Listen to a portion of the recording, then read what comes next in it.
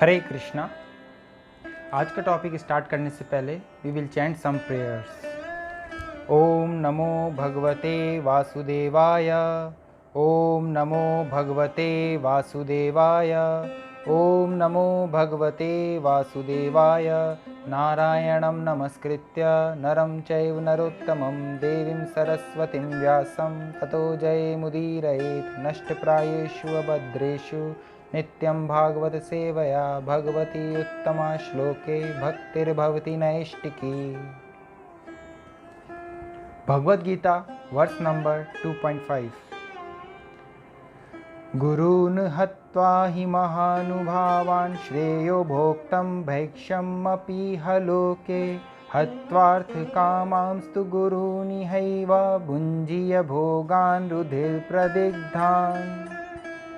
Word to word meaning: Gurun, the superiors, ahatva, by killing, he, certainly, mahanubhavan, great souls, shreyah, it is better, bhoktum, to enjoy life, bhakshyam, begging, api, even, iha, in this life, loke, in this world, hatva, killing, artha, gain, kaman, so desiring, to, but, gurun, superiors, iha, in this world, iva, certainly, bhunjya, has to enjoy, bhogan, enjoyable things, rudhira, blood, pradigdan, tainted with. Translation: It is better to live in this world by begging than to live at the cost of the lives of great souls who are my teachers. Even though they are avaricious, they are nonetheless superiors. If they are killed, our spoils will be tainted with blood. Purport by Srila Prabhupada. According to scriptural quotes, a teacher who engages in an abominable action and has lost his sense of discrimination is fit to be abandoned. Bhishma and Drona were obliged to take the side of Duryodhana because of his financial assistance. Although they should not have accepted such a position simply on financial considerations. Under the circumstances, they have lost the respectability of teachers. But Arjuna thinks that nevertheless they remain his superiors, and therefore to enjoy material profits after killing them would mean to enjoy spoils tainted with blood. Bhagavad Gita verse 2.6. Na chaidadvidmah katarnugaryo yadva jayema yadivano jayeyuhu yanev hatva na jijivishamas te vastitah pramukhe dhartarashtraha. Na, nor, cha, also, etat, this, vidmaha, do know, katarat, which, naha, us, gariyah, better, yat, what, va, either, jayema, conquer us, yadi, if, va, or, naha, us, jayeyuhu, conquer, yan, those, eva, certainly, hatva, by killing, na, never, jijivishamaha, want to live, te, all of them, avasthitaha, are situated, pramukhe, in the front, dhartarashtraha, the sons of Dhritarashtra. Translation: Nor do we know which is better, conquering them or being conquered by them. The sons of Dhritarashtra, whom if we killed we should not care to live, are now standing before us on this battlefield. Purport by Srila Prabhupada. Arjuna did not know whether he should fight and risk unnecessary violence, although fighting is the duty of the Kshatriyas, or whether he should refrain and live by begging. If he did not conquer the enemy, begging would be his only means of subsistence. Nor was there certainty of victory, because either side might emerge victorious. Even if victory awaited them and their cause was justified, still, if the sons of Dhritarashtra died in battle, it would be very difficult to live in their absence. Under the circumstances, that would be another kind of defeat for them. All these considerations by Arjuna definitely prove that he was not only a great devotee of the Lord, but that he was also highly enlightened and had complete control over his mind and senses. His desire to live by begging, although he was born in the royal household, is another sign of detachment. He was truly virtuous as these qualities, combined with his faith in the words of the instructions of Sri Krishna, his spiritual master, indicate. It is concluded that Arjun was quite fit for liberation. Unless the senses are controlled, there is no chance of elevation to the platform of knowledge, and without knowledge and devotion, there is no chance of liberation. Arjuna was competent in all these attributes over and above his enormous attributes in his material relationships.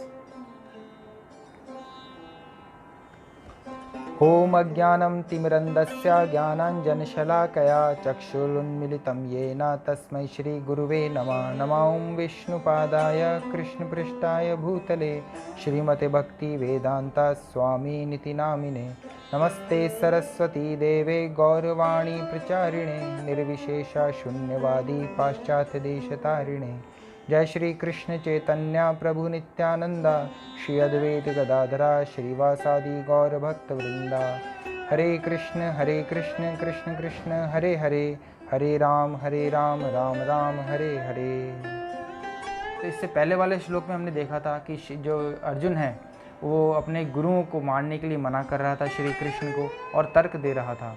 तो ये बताता है कि उसके जो godly qualities Arjun के अंदर already सारी हैं। तो यहाँ पे उन्हीं क्वालिटीज़ को और फर्दर बताया गया है कि अर्जुन के अंदर कैसे डिटैचमेंट है, कैसे उसके सेंसेस कंट्रोल हैं, उनको फर्दर इसके जो अर्जुन जो ये शब्द बोल रहा है उससे पता लगता है। तो यहाँ आगे वो बताता है अर्जुन गुरुन हत्वाई महानुभावान, कि मैं जिन मनुष्यों से मेरी युद्ध करने के लिए बोल रहे हो मेरे सिर्फ गुरु ही नहीं है, वो महानुभावान भी हैं, ग्रेट पर्सनैलिटीज़ हैं। भीष्म पितामह द्रोणाचार्य वो सिर्फ गुरु नहीं थे, वो आध्यात्मिक उन्नति करने वाले व्यक्तित्व भी थे। भीष्म पितामह का जो एक तरह से आप प्रतिज्ञा देखें तो उनकी शुरू से इन्होंने प्रतिज्ञा ली थी कि वो अखंड ब्रह्मचारी रहेंगे और वचन दिया था कि सिंहासन पे वो कभी नहीं बैठेंगे। अपने पिताजी को उन्होंने वचन दिया था, पिताजी के लिए उन्होंने वचन दिया था ये वाला। तो उन्होंने जो भी प्रण लिए थे वो उन्होंने अपने जीवन तर निभाए। तो इसलिए वो एक ऑर्डिनरी पर्सनैलिटी नहीं थे, वो एक महान व्यक्तित्व थे। भीष्म पितामह हुए, ऐसे ही द्रोणाचार्य भी थे। तो अर्जुन बोल रहा है गुरु न हत्वाई महानुभावानी, सिर्फ गुरु ही नहीं है, मेरे एक तरह से ग्रेट पर्सनैलिटीज़ भी हैं, इनको मैं कैसे मार सकता हूँ। तो आगे जो है अर्जुन अपने बहुत सारे तर्क दे रहा है। दूसरा वो ये बोल रहा है इनको मारने से बेहतर है कि मैं ये सारी चीज़ें छोड़ के चला जाऊँ और भिक्षा पे रहूँ। तो इन ग्रेट पर्सनैलिटीज़ को मारने की बजाय अर्जुन बोल रहा है इससे बेहतर है कि मैं भिक्षा रहूं। तो ये एक और उसकी क्वालिटी शो करती है। भले ही वो राजघराने में पैदा हुआ हो लेकिन उसके अंदर इन सब चीज़ों से डिटैच था, वैराग्य था उसके अंदर। तो ये भी एक सेंटली क्वालिटीज़ होती, गॉडली क्वालिटीज़ होती है जो अर्जुन के अंदर मौजूद थी। इसके परपट में श्रील प्रभुपाद बताते हैं कि हमें किन परिस्थिति में जो टीचर्स हैं या गुरु को त्याग देना चाहिए। अगर गुरु सिर्फ फाइनेंशियल असिस्टेंट के कारण अधर्म के रास्ते पर चल रहा है तो वो त्याज्य है, उसको तुरंत त्याग देना चाहिए। जैसे यहाँ पे जो भीष्म पितामह थे और द्रोणाचार्य थे उनको फाइनेंशियल असिस्टेंस मिल रहा था दुर्योधन से मिल रहा था और वो दुर्योधन की तरफ युद्ध के लिए खड़े थे अर्जुन के सामने। अब लेकिन वो चले गए हो, भले ही अर्जुन के विरुद्ध में खड़े हो गए हों। अब जब वो विरुद्ध में आ गए तो अर्जुन को इस तरह की जो नॉन वायलेंस नहीं दिखाना चाहिए था। अगर वो सामने आ ही गए हैं युद्ध करने के लिए तो एज ए क्षत्रिय होने का उसका धर्म था कि सामने फिर चाहे कोई भी युद्ध के लिए आए उसको युद्ध करना ही पड़ेगा। तो यहाँ पे ये है कि इस तरीके से जो फाइनेंशियल सपोर्ट के कारण सिर्फ अधर्म का रास्ता अपना लेते हैं ऐसे गुरु हमेशा त्याज्य होते हैं, क्योंकि उन्होंने दुर्योधन का अन्न खाया था। तो यहाँ पे इसका भी बहुत महत्वपूर्ण है कि आध्यात्मिक राह में जो भी चलते हैं आगे उनको अपने खाने पीने का बहुत ध्यान रखना पड़ता है। आप ऐसे ही जैसे तभी बोलते हैं कि विषयी लोगों से, ऐसे चैतन्य महाप्रभु बोलते हैं विषयेरा अन्न खाएला मालिना हाई मन, कि जिसने भी अगर विषयी जो व्यक्ति होते हैं, जैसे यहाँ पे जो अर्जुन है इसको तो एकदम माइंड कंट्रोल शम दम बता रहे हैं, और इसके अपोजिट जो लोग होते हैं वो विषयी होते हैं। विषय मतलब जो इंद्रिय विषय में लिप्त रहते हैं। इंद्रिय विषय मतलब जैसे जीवा को टेस्टी भोजन पसंद है, टेस्टी खाना पसंद है तो वो खाने के पीछे भागेंगे, उनको 24 घंटे कुछ ना कुछ टेस्ट चाहिए होता है। सूंघना पसंद है तो सेंट लगाएंगे। इंद्रिय सारी इंद्रियां हैं, 5 सेंसेस हैं हमारे पास। तो 5 तो हमारी ज्ञानेंद्रियां हैं और 5 हमारी कर्मेंद्रियां हैं। तो 5 ज्ञानेंद्रियां कौन कौन सी होगी? नेत्र, नासिका, कर्ण और जिह्वा और ये चमड़ी, चर्म। तो ये अपने आप में ये 5 तरह की ज्ञानेंद्रिय, इससे मनुष्य तरह तरह के नॉलेज गेन करता है, नॉलेज प्राप्त करता है हर तरीके से। तो ये जो है एक तरह से ज्ञानेंद्रियाँ हैं। आप देखेंगे जितनी भी नॉलेज मनुष्य जो है अपने बचपन से लेकर बुढ़ापे तक जितनी भी नॉलेज गेन करता है, प्राप्त करता है, वो इन्हीं 5 ज्ञानेंद्रियों से करता है। तो इन ज्ञानेंद्रियों को एक तरह से संयमित ना करने के बजाय इन्हीं की जो विषय और जो सब्जेक्ट होते हैं, इनके जो ऑब्जेक्ट्स होते हैं, जैसे नेत्र का जो विषय है वो है सुंदर चित्र देखना, और जैसे जिह्वा का जो विषय है वो क्या है, बोलना और चखना। अब विषय का मतलब क्या होता है, विषय का मतलब होता है हर सेंस का, हर इंद्रिय का अपना एक विषय होता है। जैसे नेत्र जो है वो एक इंद्रिय है और उसका विषय क्या है, देखना, चित्र। कहीं जो भी हम चीज़ें देख रहे हैं इस दुनिया के अंदर, वो सब इस नेत्र के विषय हैं, हम नेत्र से उनको देख सकते हैं। ऐसे जिह्वा है, जिह्वा के विषय क्या है, टेस्ट करना और बोलना। तो अगर हम बोल रहे हैं तो वो क्या विषय हो गया, किसका विषय हो गया, जिह्वा का जो एक इंद्रिय है। और कर्ण का विषय क्या है, सुनना। और चर्म का विषय है टच करना, टच जिसको हम महसूस करते हैं, टच इसका क्या है, विषय। कोई सा भी रफ टच हो सकता है, सॉफ्ट टच हो सकता है, वो जो टच जो है वो विषय है और ये क्या है, इंद्रिय है। तो इस तरीके से जो नासिका जो है हमारी, इसका भी एक विषय है कि हमें सुगंधित जो फूल होते हैं, पुष्प होते हैं, वो सूंघने के लिए अच्छे लगते हैं, तो हमें वो तरह तरह की खुशबू वाले पदार्थ, सेंट, डिओ वगैरह जो आते हैं, वो सब इस नासिका के इंद्रिय हैं, विषय हैं। और नासिका क्या होगी, इंद्रिय होगी। तो इस तरीके से ये ज्ञान इंद्रियाँ हैं, 5 ज्ञान इंद्रियाँ, और सारी नॉलेज इन्हीं से आती है। तो इसमें बोलते हैं तारा मध्य जिह्वाति, जो सबसे स्ट्रॉन्ग जो इंद्रिय है वो है जिह्वा। अगर हमारी जिह्वा कंट्रोल में रहती है तो आप समझ लिए आपका जो जितनी भी इंद्रियां हैं वो स्वतः कंट्रोल में आ जाएंगी। और अगर आपकी जिह्वा अनकंट्रोल है तो आप कोई सी भी इंद्रियों को कंट्रोल में करने की कोशिश करेंगे तो बहुत मुश्किल टास्क है। तो इसलिए बोलते हैं कि सबसे पहले हमें अपनी जिह्वा को ही कंट्रोल में करना चाहिए। और जिह्वा को कैसे कंट्रोल में करेंगे, 2 ही तरीके से कंट्रोल में। 2 चीज़ें इसके विषय कौन कौन से हैं, एक तो चखना और एक बोलना। तो प्रजल्पा ना करके, प्रजल्पा मतलब होता है कि अनशंट बातें करना, किसी निरर्थक बातें करना जिसका कोई मतलब ही नहीं है, मतलब अपने जो जिनका कोई अर्थ नहीं निकलता, सिर्फ अपने किसी स्वार्थ की प्राप्ति को बचाने के लिए, कुछ करने के लिए बस बोले जा रहे हैं। तो वो ऐसे उसको बोलते हैं प्रजल्पा। उससे और कुछ नहीं होता, हमारी टाइम वेस्ट होता है, हमारी एनर्जी वेस्ट होती है। उससे बेटर है कि आप चुप रहें, चुप रहेंगे वो बेटर है प्रजल्पा से। और चुप होने से बेटर है कि हम हरि कथा बोलें, क्योंकि हम हरि कथा बोलते हैं तो जीवा स्वतः ही कंट्रोल में आ जाती है। आपको अलग से कोई जप तप करने की आवश्यकता नहीं पड़ेगी। अगर आपको बोलना है तो आप हरि कथा बोलिए, कृष्ण के विषय में बोलिए, कृष्ण का संदेश बोलिए, कृष्ण की वाणी बोलिए, कृष्ण का नाम जपिए। दूसरा इसका विषय जो है वो है चखना। तो हम क्या करते हैं, बाहर जाते हैं, बहुत टेस्टी फूड्स खाते हैं, तरह तरह के फास्ट फूड, जंक फूड, देखा जाए तो हर तरह का फूड अवेलेबल है। किसी को मांस पसंद आता है, मांस मच्छी खाते हैं। तो ये तारा मध्य जीवाती है, बहुत स्ट्रांग डिज़ायर होती है टंग की, इसको कंट्रोल करना बहुत मुश्किल टास्क है आज के समय। तो लेकिन जो भक्तगण होते हैं वो वही खाते हैं जो श्री कृष्ण को पहले अर्पित किया जाता है। इसलिए यहाँ पे बोला गया है विषय एरा अन्न खाइला मलिना हई मन। जो विषयी लोग जो होते हैं ना, वो उनके घर पर अगर आप कोई सा भी अन्न खाएं, चाहे वो शाकाहारी हो चाहे वो मांसाहारी हो, अगर वो व्यक्ति विषयी है तो वो उससे क्या होगा, उस थॉट के थ्रू, उस प्रोसेस के थ्रू, उसके जो विचार के थ्रू, उसके जो अन्न में वो जो पाप है, पाप प्रवृत्तियाँ हैं, वो उसमें अवतरित हो जाती हैं, चली जाती हैं, और फिर हम उसको खाते हैं तो उससे हमारा मन मलिन हो जाता है। एक बहुत बड़ी वो भी लोकोक्ति भी है कि जैसा खाओगे अन्न वैसा हो जाएगा मन, जैसा पियोगे पानी वैसा हो जाएगा वाणी। तो ये सारी चीज़ें हैं कि अगर हम अपने अन्न पर ध्यान देंगे तो हमारा जो मन है वो स्वतः ही शुद्ध होता चला जाएगा। इसलिए विषयी लोगों से जो भक्ति की राह में आगे बढ़ रहे हैं या भक्ति की राह में आगे बढ़ना चाहते हैं, तो सबसे पहले उनको अपनी जीवा पे ध्यान देना चाहिए। बनस्पत और किसी और चीज़ की मेडिटेशन कर रहे हैं, ध्यान लगा रहे हैं, मन को कंट्रोल में करने की कोशिश कर रहे हैं और उच्च अवस्था को प्राप्त करने की कोशिश कर रहे हैं, वो पॉसिबल नहीं है। आपको सबसे पहले अपनी जो ग्रॉस जो इंद्रिय है उसको कंट्रोल करना है, वो है जिह्वा। और जिह्वा को कंट्रोल करने के 2 ही तरीके हैं, हरि नाम जप करिए और कृष्ण को अर्पित करा हुआ प्रसाद खाइए। अब कृष्ण को अर्पित करा प्रसाद खाते हैं और हरि नाम जप करते हैं तो आपकी जिह्वा स्वतः ही कंट्रोल में आ जाती है। और फिर जिह्वा कंट्रोल में आ जाती है तो सारी इंद्रियां अपने आप धीरे धीरे करके कंट्रोल में होती चली जाती है। तो अगर हम विषय लोगों का मलिन भोजन खाएंगे तो हमारा मन मलिन हो जाता है। उसका उदाहरण है भीष्म पितामह और द्रोणाचार्य। इन्होंने दुर्योधन का अन्न खाया था। दुर्योधन के द्वारा उनको फाइनेंशियल असिस्टेंस प्राप्त होता था और उसी से वो भोजन सब पाते थे। तो इसलिए उनका जो उससे वो खा रहे थे, इसलिए उनका जो मन था वो मलिन हो गया था।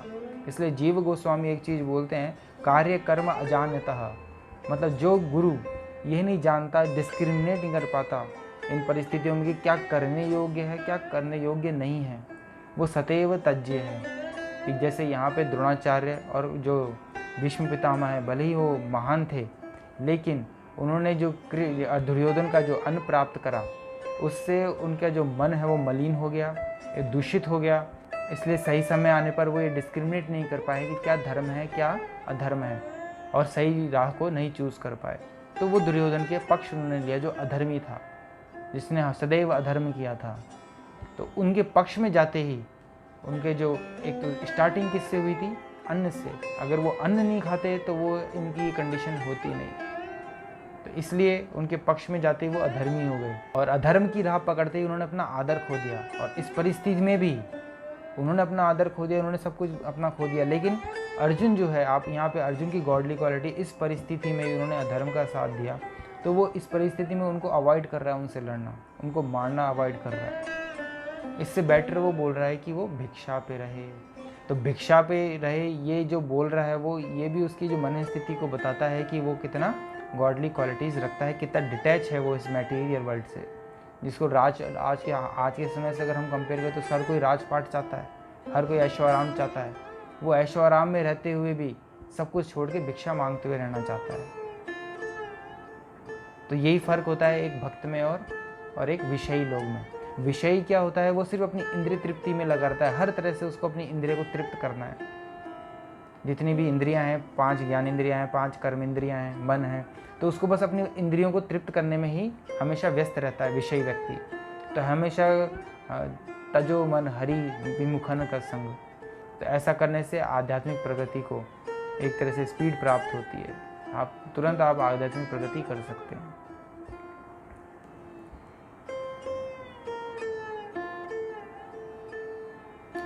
तो यहाँ पे आप देखेंगे कि इतना होने के बाद भी अर्जुन कंफ्यूज था कि वो युद्ध करे या ना करें। तो ये कंफ्यूजन जो स्टेज है पैदा कब होती है? एक जो व्यक्ति है, विषयी व्यक्ति, कभी कंफ्यूज नहीं होता। उसको पता है उसको क्या करना है, मुझे तो अपनी इंद्रिय तृप्त करनी है, कंफ्यूज नहीं, कोई कंफ्यूजन नहीं है, क्योंकि उसने परमेश्वर की आवाज़ सुनना बंद कर दिया है। परमेश्वर की आवाज़ सुनना जब भी हम बंद कर देते हैं तो कोई कन्फ्यूज़न नहीं रहता है। हम वही करते हैं जो इंद्रियां बोलती हैं, और उसका जो परिणाम होता है ना, उसमें भी कोई कन्फ्यूज़न नहीं है कि वो दुर्गामी जाके नरक के द्वार में ही जाके गिरेगा। शुरुआत में भगवद गीता में आगे बताएंगे कि शुरुआत में जो विषयी जो चीज़ें होती हैं वो भले ही सुख प्राप्त करें, लेकिन उनका सुख जो होता है वो क्षण भर के लिए होता है। लेकिन दूरगामी परिणाम जब आप देखेंगे इनके, तो बहुत ही कष्टदायक हैं। इसके विपरीत जो आध्यात्मिक राह है, उसमें जो शुरुआत में तो कष्टदायी लगती है, लेकिन उसके जो दूरगामी परिणाम हैं वो आनंद से परिपूर्ण होते हैं। तो इसलिए हमें सदैव इंद्रिय तृप्ति से बच के रहना चाहिए। तो अर्जुन कंफ्यूज क्यों हो रहा है? क्योंकि उसके हृदय में जो परमात्मा विद्यमान है, हृदय से अर्जुन तिष्ठति, ईश्वर है सर्वभूतानाम हृदय से अर्जुन तिष्ठति, जो परमात्मा के रूप में स्वयं श्री कृष्ण विद्यमान है। तो एक हमेशा हमारे मन में 2 बातें आती हैं, एक हमें जो सही मार्ग दिखाती है और एक हमें गलत मार्ग दिखाती है। जो गलत मार्ग दिखाती है वो हमारी जो इंद्रियां होती हैं, मन में जो इंद्रिय तृप्ति की जो भावना होती है वो बताते हैं हमारा मन, और जो हमारे सही राह दिखाता है वो परमेश्वर। तो जिस दिन हम परमेश्वर की बात सुनना बंद कर देते हैं, उस दिन से ही हम विषयी हो जाते हैं। ये कन्फ्यूज़न होना भी बहुत बड़ी बात है। कन्फ्यूज़न ऐसा ही नहीं होता व्यक्ति। कन्फ्यूज़न होना मतलब यह है कि वो परमेश्वर की बात भी सुन रहा है और मन की बात भी सुन रहा है। अभी उसके वो इस अवस्था में है कि वो पूर्ण रूप से विषयी नहीं हुआ है, पूर्ण रूप से आध्यात्मिक नहीं हुआ है, तब तक वो कंफ्यूज रहता है। अगर वो पूर्ण रूप से विषय हो जाएगा तो उसको कोई कंफ्यूजन नहीं है, वो सीधे नर्क में जाएगा, कोई कंफ्यूजन नहीं है, उसकी एक्टिविटीज एकदम कॉन्फिडेंटली नर्क में जाता है वो। और जो पूर्ण रूप से आध्यात्मिक हो गया वो सीधे ही भगवत धाम जाता है कॉन्फिडेंटली। तो ये जो कन्फ्यूज़न वाली स्टेज होती है वो तब तक होती है जब मन और परमेश्वर के बीच में व्यक्ति लगा रहता है। बस चूज़ हमको ये करना होता है कि हम परमेश्वर की चूज़ करेंगे या मन की चूज़ करेंगे। तो परमेश्वर जो है आंतरिक रूप से परमात्मा के रूप में और बाहरी रूप से जो गुरु के रूप में, स्पिरिचुअल मास्टर के रूप में, सदगुरु के रूप में हमारे सामने होता है। तो यहाँ पे अर्जुन के तो हृदय में भी श्री कृष्ण थे और उनके सामने भी श्री कृष्ण ही मौजूद थे गुरु के रूप में। तो आदमी कंफ्यूज तब तक रहता है जब तक वो परमेश्वर और मन दोनों की सुनता रहता है। तो यदि हम परमेश्वर की सुनना बंद कर दें और पूर्ण रूप से मन में या इंद्रिय विषयों में लग जाएं, तो उसमें हम जीवित रहते हुए मृत के समान हैं। लेकिन यदि हम मृत हो चुके हैं और हमें पता है विषय भोगों में लगे हुए हैं और जैसे तैसे करके हम परमेश्वर की दोबारा सुनना स्टार्ट कर दें, तो हमारा जो पुनः जो नित्य सिद्ध कृष्ण प्रेम साध्य का पुनः श्रवणादि शुद्ध चित्ते करे उदय, जो हमारा जो कृष्ण प्रेम है सबके हृदय में विद्यमान है, पहले से मौजूद है, बस उसको श्रवण से सुनने से दोबारा से प्रकाशित करना है, उदय करना है अपने हृदय के अंदर। तो जब हम परमेश्वर से दोबारा अपने आप को कनेक्ट कर लें जैसे तैसे करके किसी भी तरह ये न केन प्रकारेण, तो हमारा जो ये मनुष्य जीवन है वो दोबारा से संभल सकता है। क्योंकि अभी हम अगर पूर्ण रूप से इंद्रिय विषयों में लगे हुए हैं तो हम पूर्ण रूप से नरकगामी जीवन जी रहे हैं इस जीवन के अंदर भी, और आगे वाला जो हमारा जो भविष्य है वो भी नरकगामी है। और जो शुद्ध भक्त होते हैं वो पूर्ण रूप से परमेश्वर के ही आज्ञा का पालन करने लग जाते हैं, वो पूर्ण रूप से परमेश्वर की आज्ञा मानते हैं। तो उनका जो जीवन है वो ये वाला जीवन भी आनंदमय होता है और आने वाला जो जीवन है मृत्यु के बाद वो भी आनंदमय ही रहता है। इसलिए हमें सदैव परमेश्वर की सदैव सुनते रहनी चाहिए, आंतरिक रूप से परमात्मा की आवाज़ को, और बाहरी रूप से भगवद गीता या शुद्ध जो साधु संत हैं उनकी बातों को सदैव सुनते रहना चाहिए। तीसरा यहाँ पे रिनंसिएटेड, मतलब जो अर्जुन था वो एकदम से डिटैच था मैटर। आप देखिए राजपाट घराने में पैदा हुआ था, वो चाहता तो ऐशो आराम कर सकता था और इतनी पावर उसके अंदर थी कि दुर्योधन को समाप्त कर सके, तो फिर भी लेकिन वो डिटैच था इन सब चीज़ों से। वो भिक्षा पे, इनको मारने के बनस्पत भिक्षा पे रहने के ज़्यादा जोर दे रहा था। तो ये चीज़ बताती है कि अर्जुन कितना मैटीरियली डिटैच था, वैरागी था। तो ये भी एक गॉडली क्वालिटी है जो ऐसे ही नहीं आती, बहुत विरले लोगों के अंदर आती है। और तीसरा पॉइंट यहाँ पे जो है वो है कि सेंस कंट्रोल, उसकी जो इंद्रियां थी वो उसके एकदम कंट्रोल के अंदर थी।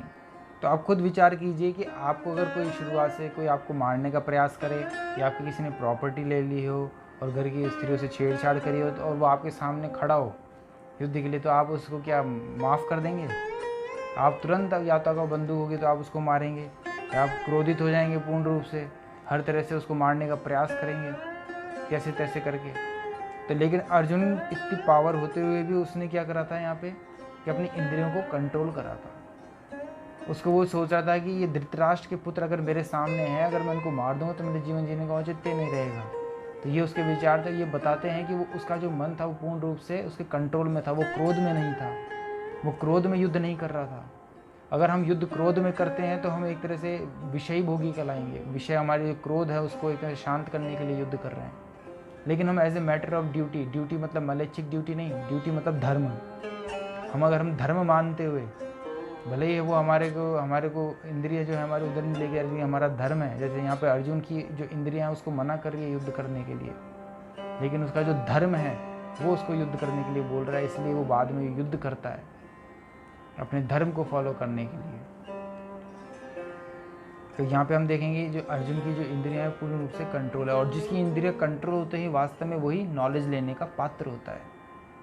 तो जिसकी इंद्रिय कंट्रोल होती हैं वही वास्तव में नॉलेज ग्रहण भी कर सकता है। तो इसलिए जो ब्राह्मण थे, मैंने पहले अपने वीडियो में बताया था कि पठन पाठन यजन निजादन दान प्रतिज्ञा उनका जो कर्म होते थे। तो पठन पाठन तो सबसे पहले क्षमा दम तितिक्षवा उनके अंदर गुण होने चाहिए। क्षमा मतलब मन को कंट्रोल करना, दम मतलब इंद्रियों को कंट्रोल करना, तितिक्षवा मतलब एक तरह से टॉलरेट करना, प्रतिकूल अवस्थाओं को टॉलरेट करना। तो जब आपके अंदर ये सारे गुण मौजूद होंगे तब जाके आप नॉलेज के प्लेटफॉर्म पर आ सकते हो, चाहे वो आध्यात्मिक हो चाहे फिर वो मटेरियल हो।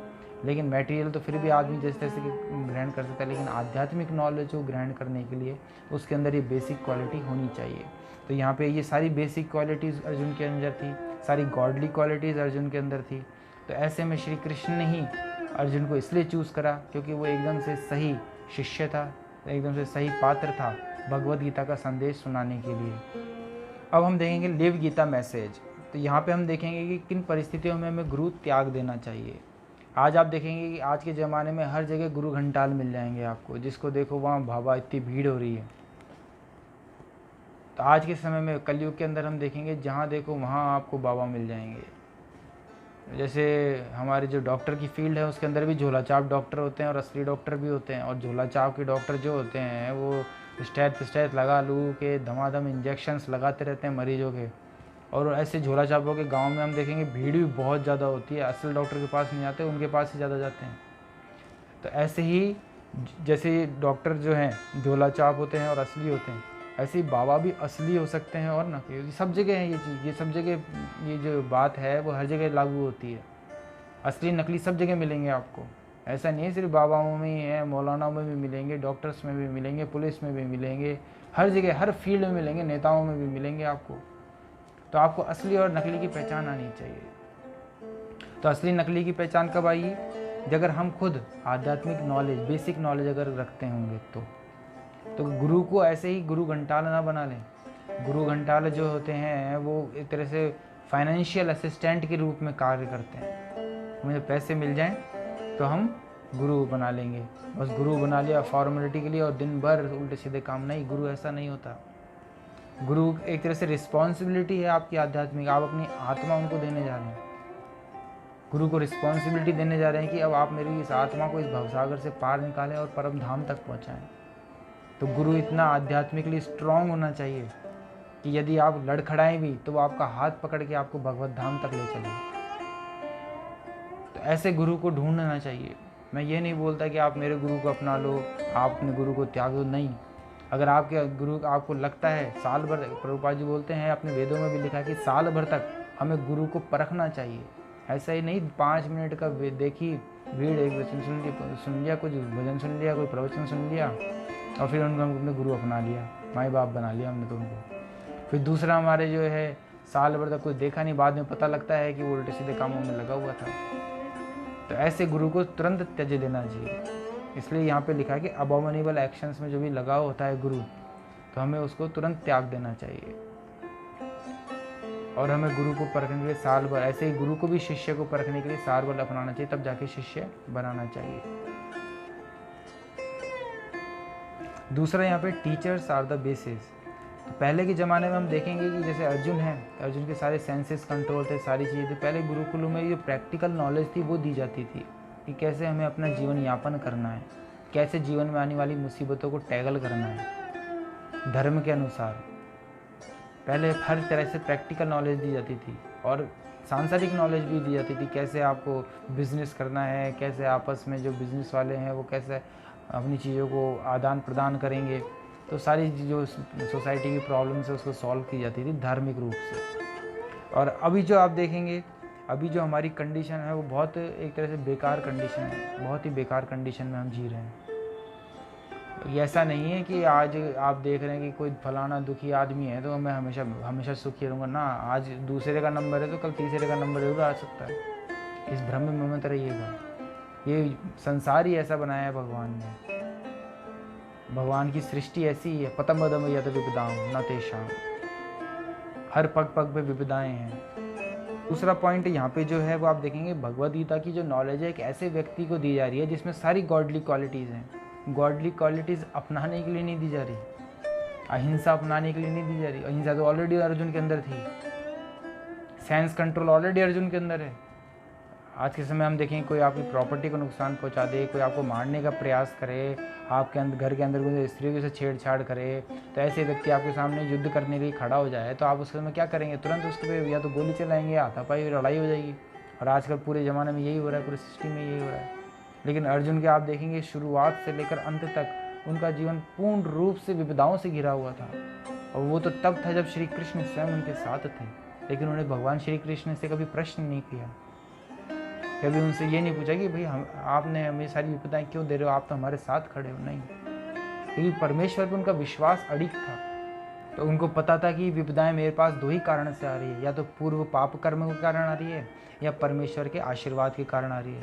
परमेश्वर के आशीर्वाद करके आ रही है तो आलिंगन करके विपदाओं का स्वीकार किया जाता है, और पूर्व पाप कर्म करके आते तो सर झुका के स्वीकार किया जाता है। क्योंकि परमेश्वर के न्याय पे एक भक्त को या एक जो धर्म पे चलने वाले जो व्यक्ति है उसको पूर्ण विश्वास होता है।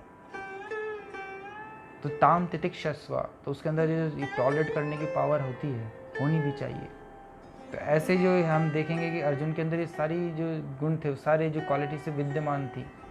तो ऐसे ही व्यक्ति को भगवत गीता का जो विद्या है श्री कृष्ण ने दी थी। भगवत अब उसको दिया जाए, ये सारी चीज़ें तो अवेलेबल है, तो अब उसको क्या दिया जाएगा, अब क्या दें उसको? तो अब उसको जो हायर नॉलेज, हाईएस्ट नॉलेज जो दी जाएगी वो दी जाएगी। जब आपके अंदर पहले जितने भी शुरुआत है, जितने भी आप देखेंगे थे कर्म कांड है, बहुत सारे वेदों में बहुत सारी चीज़ें हैं, वो सब आपको यहाँ तक लाने के लिए हैं कि आपके अंदर ये सारे जो गुण हैं, ये जितनी भी गॉडली क्वालिटीज़ हैं डेवलप हो जाएं। जितने भी स्क्रिप्चर्स हैं वो सब हमें इन क्वालिटीज़ को यहाँ तक लाने के लिए दिए गए हैं। और फिर इस क्वालिटीज़, इतनी सारी क्वालिटीज़ आपके पास आ गई हैं, तो अब क्या करें? अब जो ज्ञान आपको, अब जो विद्या जो आपको मिलेगी वो हाईएस्ट होगी। तो जो भगवत गीता की जो नॉलेज है, जो हम भगवान ने श्री कृष्ण ने दी है अर्जुन को, वो एकदम से हाईएस्ट नॉलेज है। हमें इसको पढ़ना चाहिए। अगर हम मनुष्य जीवन, मानव जीवन हमें मिला है इस जीवन के अंदर, और हमने भगवत गीता नहीं पढ़ी, परमेश्वर को नहीं जाना और अपने आप को नहीं जाना, तो हमारा ये जो जीवन है व्यर्थ है। फिर चाहे हम मटीरियल रूप से कितने भी प्रगतिशील हो, कहीं पे भी प्रगति कर रहे हो, अंत में हमारा जो परिणाम है वो बहुत ही कष्टदायी होगा। और इसके विपरीत जो भक्त है, शुरुआत में भले ही कष्टदायी लगे, उसका जो दूरगामी परिणाम होते हैं बहुत आनंददायी होते हैं। भगवद गीता में लिखा है कि इंद्रिय तृप्ति की जो राह है शुरुआत में अपने को सुख देती है, लेकिन इसके जो बाद वाले जो परिणाम होते हैं वो बहुत कष्टदायी होते हैं। और इसके विपरीत जो भगवत मार्ग जो होता है वो शुरुआत में कष्टदायी होता है, लेकिन इसके बाद में आनंद ही आनंद होता है। तो इसलिए हमें अपने आप को परमेश्वर की तरफ विमुख ना होकर उनके सम्मुख जाने का प्रयास करना चाहिए। वो प्रयास कैसे होगा? श्रवणादि शुद्ध चित्ते करे उदय। श्रवण करना पड़ेगा, हमें संतों से श्रवण करना पड़ेगा, उनकी वाणी सुननी पड़ेगी। और वो सुनेंगे तो हमें एहसास होगा कि वो सही है या गलत है। और वो वाणी अगर आपको किसी शुद्ध संत से सुनने को मिल गई, वो सीधे आपके हृदय में जाके प्रवेश करेगी और आपके हृदय के अंदर जो पहले से ही विद्यमान जो कृष्ण प्रेम है वो पुनः जागृत हो जाएगा। तो भगवद गीता का जो उद्देश्य है, भगवद गीता का जो विद्या है वो एक तरह से सबसे हाईएस्ट है। और हाईएस्ट विद्या को प्राप्त करने के लिए जो बेसिक जो क्वालिटीज़ हैं पहले वहाँ पे आना ज़रूरी है। ये उस युग की बात कर रहा हूँ, कलयुग में ऐसा पॉसिबल नहीं है। कलयुग के अंदर तो कले दोष निधे राजन अस्ति एक महान गुणा कीर्तनादेव कृष्ण से मुक्त संगम परम व्रजेत। कलयुग तो क्या है, समुद्र है दोषों का, और दोषों के समुद्र के अंदर ये पॉसिबल नहीं है कि ऐसे एनवायरनमेंट ऐसा नहीं है। ना तो हम गुरुकुल में शिक्षित हैं, हम कलयुग के दूषित लोग हैं, ऊपर से एनवायरनमेंट इतना ख़राब है, और ऐसे में ये सारी क्वालिटीज़ अपनाना या अपने अंदर विकसित करना बहुत मुश्किल है। किसी विलय में हो जाए तो बहुत अच्छी बात है, लेकिन मुश्किल है। तो ऐसे मुश्किल तो ऐसे टास्क को कर पाना बहुत मुश्किल है। इसलिए बोला कीर्तनादेव कृष्ण से मुक्त संगम परम व्रजेत। सिर्फ आपको श्री कृष्ण भगवान का नाम लेना है, उनका कीर्तन करना है, उसको आप अपने जो परम गंतव्य है उसको पा सकते हैं। इसी के साथ आज का लिव गीता मैसेज यहीं पे समाप्त करते हैं। हरे कृष्णा। नमो विष्णुपदाय कृष्णप्रेष्ठाय भूतले श्रीमद्भक्ति वेदान्त स्वामीति नामिने।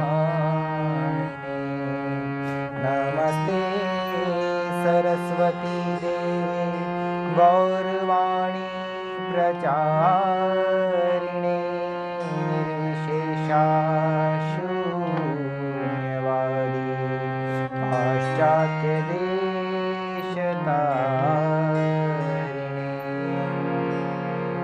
जय श्री कृष्ण चैतन्य प्रभु नित्यानंदा श्री अद्वैत गदाधर श्रीवासादि गौर भक्तवृंदा। हरे कृष्णा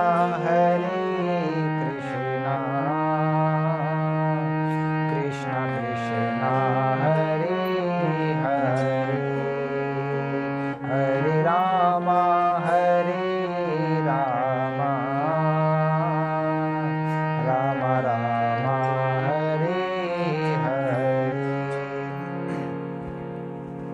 तो आज का जो भजन है वो मीराबाई का है, इसमें मीराबाई अपने कृष्ण गोपाल से प्रार्थना करती है, नंदलाल से प्रार्थना करती हैं कि वो उनकी आंखें हृदय में सदैव के लिए बस जाएं, नैनों में आके बस जाएं। तो यहाँ पे हम मीराबाई को भी फॉलो करते हैं, क्योंकि आध्यात्मिक राह में वो हमसे कई आगे हैं, कई दूर हैं हमसे।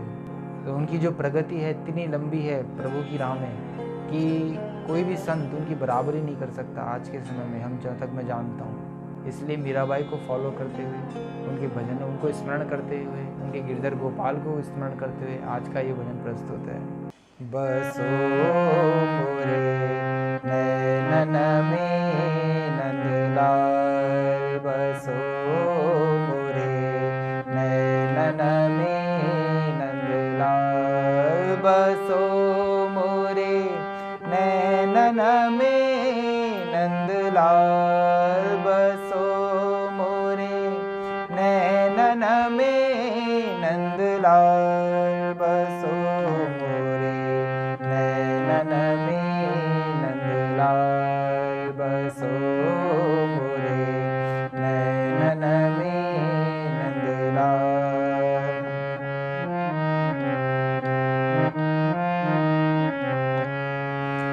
मोहनी मूरति सांवली सूरति, नैना भये विशाल, मोहनी मूरति सांवली सूरति, नैना भये विशाल,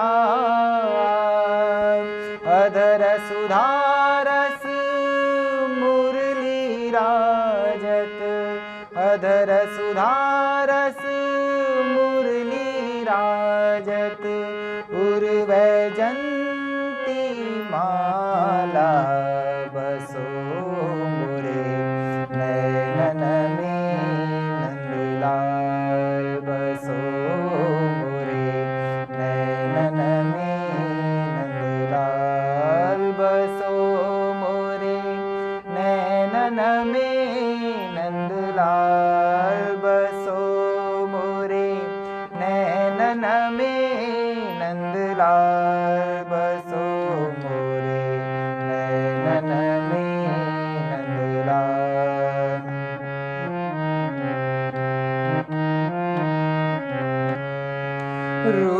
रुद्रकटिका तटिकट शोभित, नूपुर शबद रसाल, रुद्रकटिका तटिकट शोभित, नूपुर शबद रसाल, मीरा प्रभु संतन सुखदाई, मीरा प्रभु संतन सुखदाई, भगत वत्सल गोपाल, बसो मोरे नैनन में नंदलाल, बसो मोरे नैनन में नंदलाल। हरे कृष्णा कृष्णा कृष्णा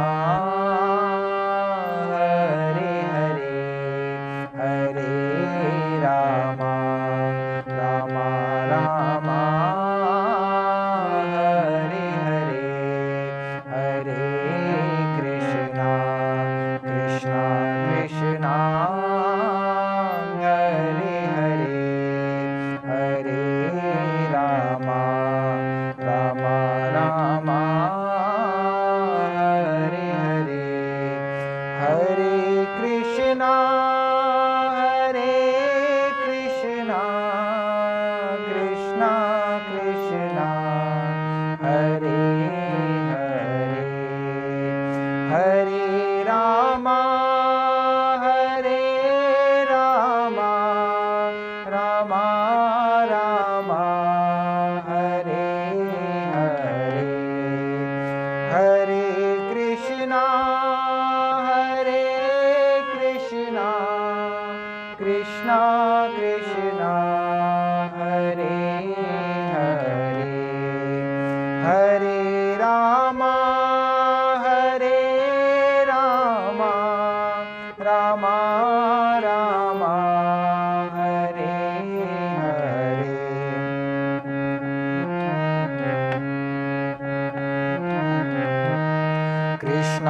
कृष्णा हरे हरे हरे